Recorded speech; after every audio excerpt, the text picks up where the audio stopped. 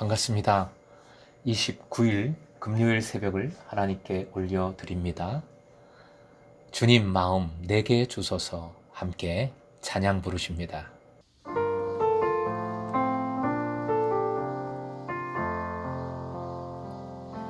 보소서 주님 나의 마음은 선한 것 하나 없습니다.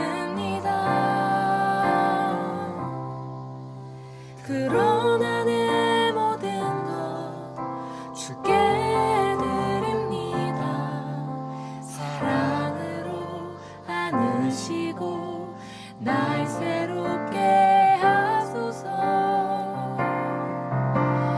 주님 마음 내게 주소서. 내 아버지 주님 마음 내게 주소서. 나를 향하신 주님의 뜻이 이루어지도록 주님 마음 내게 주소서. 주님 마음 내게 주소서. 내 아버지 주님 마음 내게 주소서. 나를 향하신 주님의 뜻이 이루어지도록 주님 마음 내게 주소서.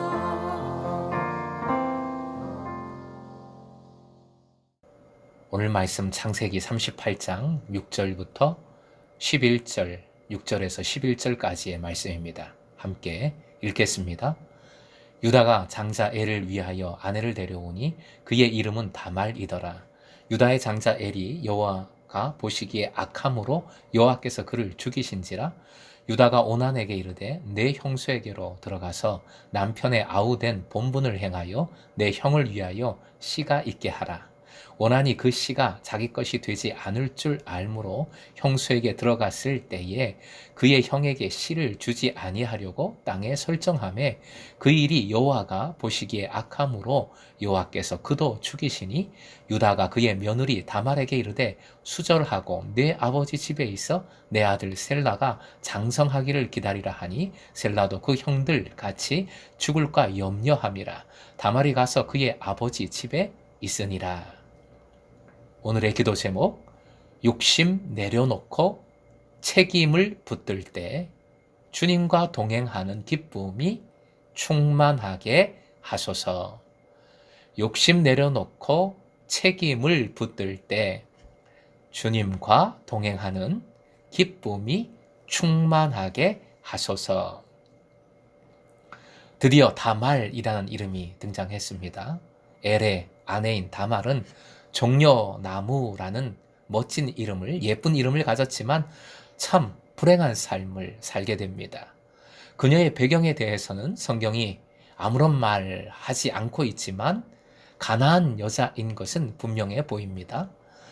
장자 엘이 죽은 뒤에 다말은 자식 없는 과부가 되었으며 히브리 율법에 따라 그때 시동생과 결혼을 하게 됩니다. 이 두 번째 결혼의 목적은 다말의 죽은 남편 엘을 위해서 아들을 낳는 것이었는데 이는 그 이름을 끊어지지 않게 하려는 것입니다. 이를 수혼이라고 합니다. 과부가 고인의 형제와 결혼하는 관습이지요. 즉 형수나 계수와 결혼한다 해서 수혼 또는 형사 취수제라고도 합니다. 지금의 우리 문화로서는 절대 이해가 안 되지만 고대 세계에서는 가문을 이어가는 것이 무엇보다 중요했기에 동서양 막론하고 이런 제도가 있었습니다. 물론 고대에도 과부가 된 형수나 계수와 결혼해야 하는 책임이 항상 환영을 받은 것은 아니었습니다. 신명기 25장에 보면 과부가 된 형수나 계수와 결혼하려고 하지 않으려는 사람이 있었어요. 그런 사람은 공개적으로 수치를 당하는 의식을 갖게 했습니다. 그러면 적어도 수혼을 하지 않을 수 있었어요. 하지만 명예로운 일은 아니었습니다. 본문에서는 이 율법의 초기로서 엄격한 적용의 단계를 전제하고 있습니다. 반드시 수혼, 행해야 하는 것이죠. 결혼해야 합니다. 이 결혼을 보장할 책임이 과부의 시아버지에게 있었습니다. 유다에게 책임이 있는 겁니다. 반드시 이 결혼을 행해야 할 책임이 유다에게 있는 것이죠. 8절, 장자 엘이 여호와가 보시기에 악함으로 하나님께서 죽이십니다. 구체적으로 기록되지 않은 악행으로 엘이 죽은 겁니다. 아들의 일로 슬퍼했던 야곱과는 달리 유다는 냉정합니다. 바로 둘째 아들 오난을 형수 다말과 결혼시킵니다. 그런데 더 놀랍게도 둘째 아들 오난도 죽습니다. 이유가 나오지요. 9절, 오난이 성관계만 갖고 정액을 바깥에 쏟음으로 임신을 불가능하게 했습니다. 9절의 의미는 한 번이 아니라 계속 그렇게 했다입니다. 하나님께서 이를 악하게 보셨습니다. 오난을 역시 죽이셨습니다. 세 아들 중 두 아들이 죽은 것이지요.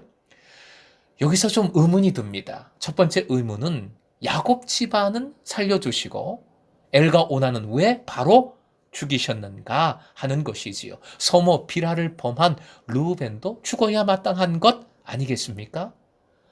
이것은 결국 하나님의 주권적인 역사입니다. 그럼에도 분명 기억할 것은 야곱의 가문은 하나님 나라 공동체 교회와 같습니다. 비록 연약하고 부족하고 악함이 많지만 하나님께서 택하셨고 보호하시며 성숙함으로 이끌어 가시는 공동체인 겁니다. 믿음의 공동체를 덮고 있는 하나님의 은혜가 있음을 우리는 기억해야 하겠습니다. 그러기에 믿음으로 주님 나라의 백성, 약속의 자녀가 되는 것이 가장 큰 복인 줄 믿으시기 바랍니다.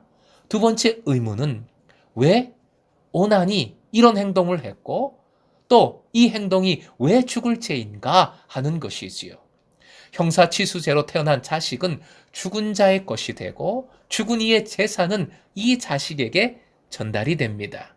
오난의 경우 만약에 다말을 통해 아들을 낳으면 죽은 맏형 엘의 소유가 되고 형의 재산 또한 태어나는 아들에게 주어지는 겁니다.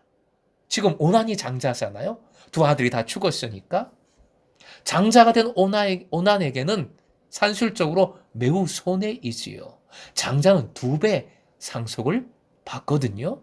다말이 임신하지 않으면 형의 것 다 내 것이 되는데 하면서 거부한 것이지요. 무엇보다 생육하고 번성케 함은 주님의 명령이요. 이 명령을 통해 이 명령의 순종함을 통해 하나님께서 아브라함에게 약속하신 그 약속을 성취하시는 겁니다. 가장 중요한 하나님의 지금 역사하심이에요. 오난의 행위는 바로 이런 역사하심, 하나님께 정면으로 반기를 들고 있는 엄청난 죄악인 겁니다. 성욕은 채우면서도 그 책임은 지지 않는, 순종하는 척 하면서 불순종하고 있는, 남들은 모르지요.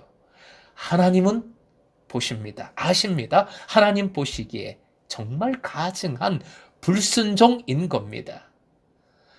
두 아들이 죽자 냉정한 유다도 적지 않이 당황했습니다. 11절, 당황한 유다는 막내 아들도 죽을까 염려하여 그가 어리다는 핑계를 대서 다말을 집으로 돌려보냅니다. 본인 집으로 돌려보내요. 문제는 유다가 다말에게서 아비 집에 가서 수절하라고 명한 것에 있습니다.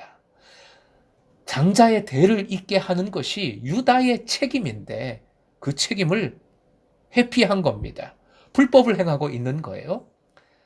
다말에 대한 미신적인 생각, 정죄하는 마음, 그런 것 때문에 혹 아들들에게 무슨 죄가 있지 않았는가? 하나님 앞에 무슨 죄를 지었는가? 조금 더 살피지 않았습니다.